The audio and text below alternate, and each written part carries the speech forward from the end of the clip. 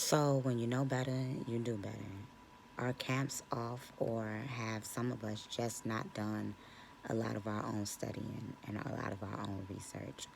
When you begin to look into the book of Isaiah, it gives us great detail on the Assyrian captivity. You will begin to see Tiglath-Pileser III, Shalmaneser IV, Sargon II, as well as Sennacherib. They displaced the northern kingdom of Israelites and took men from Babylon, Hamath, which is Africa, as well as Spain. And this is where you have your Samaritans of today. They worship Yod-Heh-Wav, which is why they keep some quote unquote Jewish customs alongside their idols. So, where did the northern kingdom go? Well, they went into Babylon, into Africa, and majority went into Spain. So when you see Yeshua Bar Yosef step on the scene and he say that he was sent to the lost of the house of Israel, well, Judah was still there in Jerusalem, in Egypt, as well in West Africa. So who was he really sent to?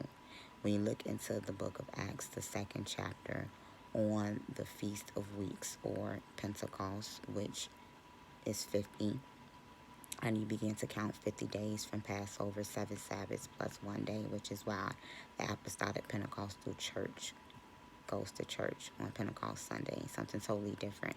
But their doctrine of quote unquote speaking in tongues, which many of them are using glolacia versus what I'm about to explain.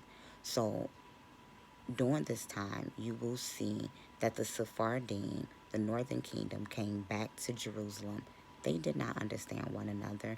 They were the same people, same customs, but they also brought in some of their own customs because you have to remember that they would always pick up on cultures of the other people as well as what they still believed in concerning the worship of the Most High God of Abraham, Isaac, and Jacob.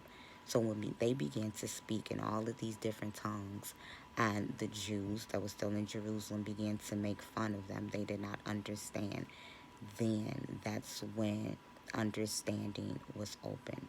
So just imagine what could happen if the northern kingdom and the southern kingdom came together under one band and one sound. And even though we all spoke different languages, we would have the proselytes there, which are the converts that believed and recognized something amazing could happen. It'll be a Joel experience. So we need to wake up and realize that there's more to us than meets the eye. Food for thought.